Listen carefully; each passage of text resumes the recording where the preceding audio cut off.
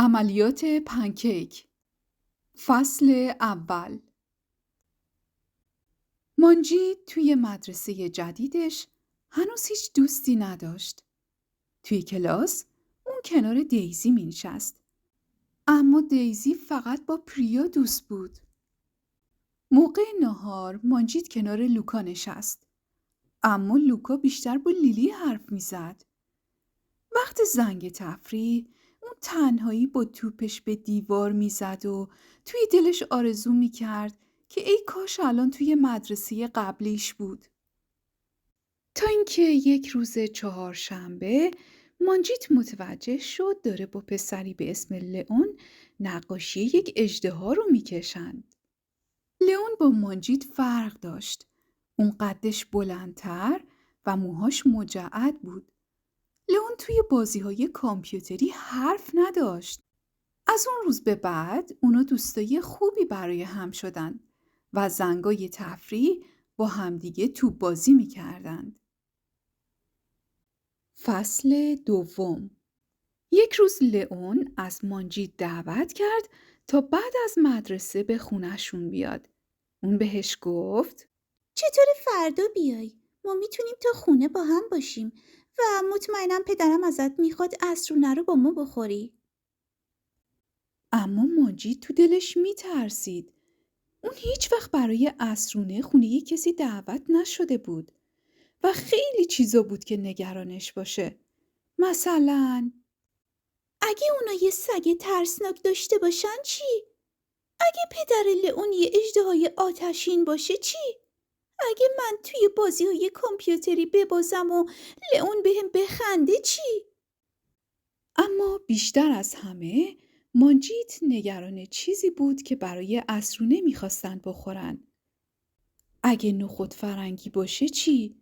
آخه مانجید نخود فرنگی دوست نداشت. اگه سوپ باشه چی؟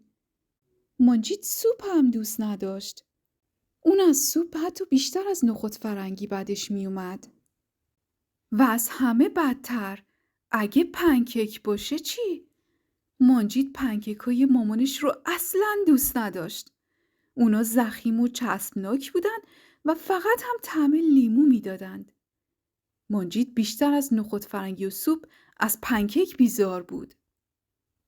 مانجید به لئون گفت باید از مامانم اجازه بگیرم، اما احتمالاً اونم میگه نه.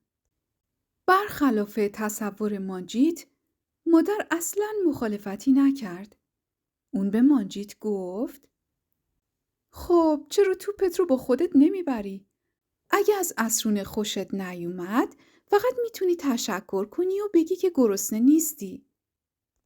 مانجید هنوز یکم دلشوره داشت، اما اونقدر شجاع بود که بگه باشه، میرم.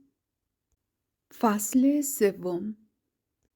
وقتی اونا توی زمین بازی منتظر پدر لئون بودن، دل مانجید مثل سیر و سرکه می جوشید. اما وقتی پدر لئون از راه رسید، هیچ شباهتی به یک اژدها نداشت. اون با مهربونی لبخند میزد. توی خونه لئون و پدرش خبری از سگ نبود. در عوض اونا 3 بچه گربه شیطون و با مزه داشتن. در واقع هیچ چیز ترسناکی اونجا نبود. اونا با هم قایم موشک بازی و به پر بازی کردن. اونقدر سرگرم بازی و خنده شدن که پاک یادشون رفت سراغ بازی‌های کامپیوتری و یا توپشون برن. حالا دیگه وقت عصرونه بود. مانجید دوباره دلشوره گرفت. اگه نخود فرنگی باشه چی؟ اگه سوپ باشه و یا بدتر از همه اگه... پدر لئون لبخندی زد و گفت با پنکیک موافقید پسرا؟ لئون جواب داد آخ جون، پنکیک. مانجید آب دهنش رو قورت داد و گفت من زیاد گرسنه نیستم. پدر لئون گفت میفهمم. اما فکر کنم اگه پنکیکای منو امتحان کنی نظرت عوض بشه.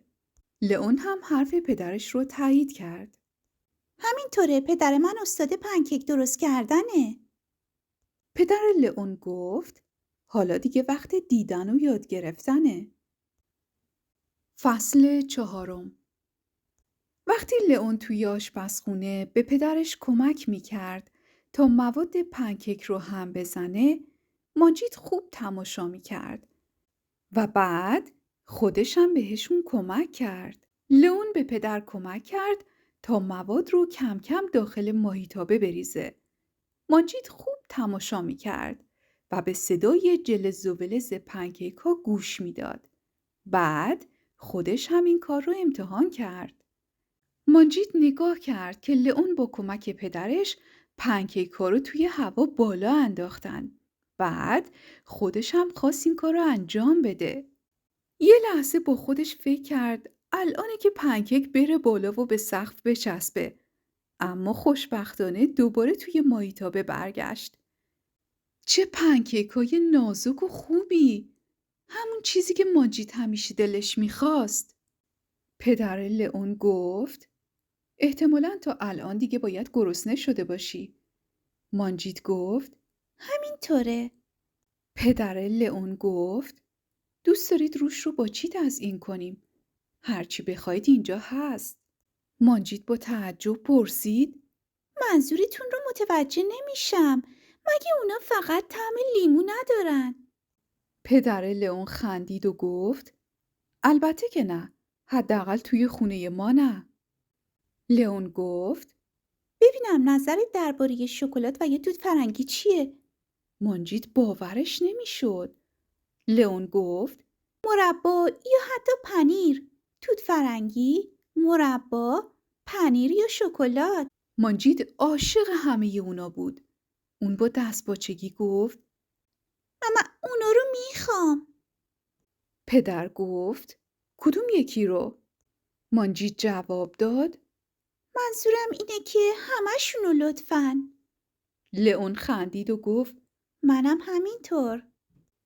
پدر لئون با مهربونی گفت باشه. فقط اگه طعم عجیبی داشتن لطفاً منو سرزنش نکنید. فصل 5. پنکیک ها کمی طعم عجیب داشتن. اما خیلی خوب بودن. اونا حتی با سیب و نارگیل هم عالی شدن. و یا حتی با ذرت و سس تند. خیار و کچاپ. چیزی که حتی گربه ها هم دوست نداشتن. موقع خداحافظی پدر لئون گفت هفته بعد هم اگه دلت بخواد میتونی بیای اینجا. ماجید با لبخند گفت میشه بازم پنکیک درست کنیم؟ پدر جواب داد البته هر موقع که بخوای. از اون روز به بعد اونا باز هم به دیدن همدیگه رفتن. بازی میکردن و عصرونه‌های خوشمزه درست میکردن. میدونید چیه بچه ها؟ ماجید و لئون هنوز هم با هم دوستای خوبی هستند و هنوز هم پنکیک های عجیب درست میکنن. مترجم و کتابخوان شکوفه جهانبین. ستاره بود بالا، شکوفه بود پایین، قصه ما تموم شد، قصه ما بود